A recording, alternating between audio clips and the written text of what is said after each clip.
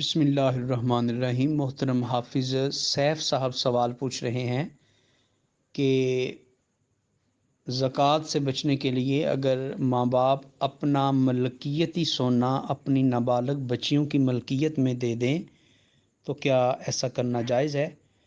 جواب یہ ہے کہ اگر کوئی باپ یا ماں اپنا سونا نابالغ بچیوں کی ملکیت میں دے دے اور اپنی ملکیت سے اس کو نکال دے تو شرعی طور پر ماں باپ کے اوپر زکوٰۃ لازم نہیں ہوگی۔ نہ ماں باپ پہ زکوٰۃ لازم ہوگی، نہ بچیوں کے اوپر زکوٰۃ لازم ہوگی۔ ماں باپ کے اوپر اس لیے نہیں کہ سونا ان کی ملکیت سے خارج ہو چکا، اور بچیوں کے اوپر اس لیے زکوٰۃ نہیں کہ وہ نابالغ ہیں اور نابالغ کے اوپر شرعی احکام لاگو نہیں ہوتے، وہ غیر مکلف ہوتا ہے۔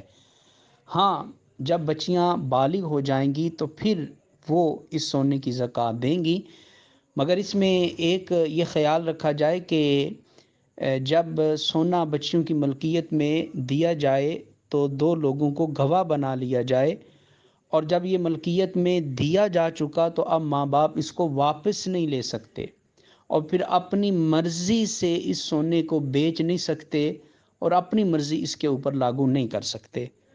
اور دوسری بات یہ کہ بچیاں نابالغ ہیں، وہ سونے کی حفاظت نہیں کر سکتی، تو ماں باپ اس سونے کی حفاظت کے لیے اس کو اپنی تحویل میں رکھ سکتے ہیں، مگر فقہا فرماتے ہیں کہ محض زکوٰۃ سے بچنے کے لیے ایسا ہیلا کرنا یہ اللہ کی بارگاہ میں ناپسندیدہ ہے، مکروہ عمل ہے۔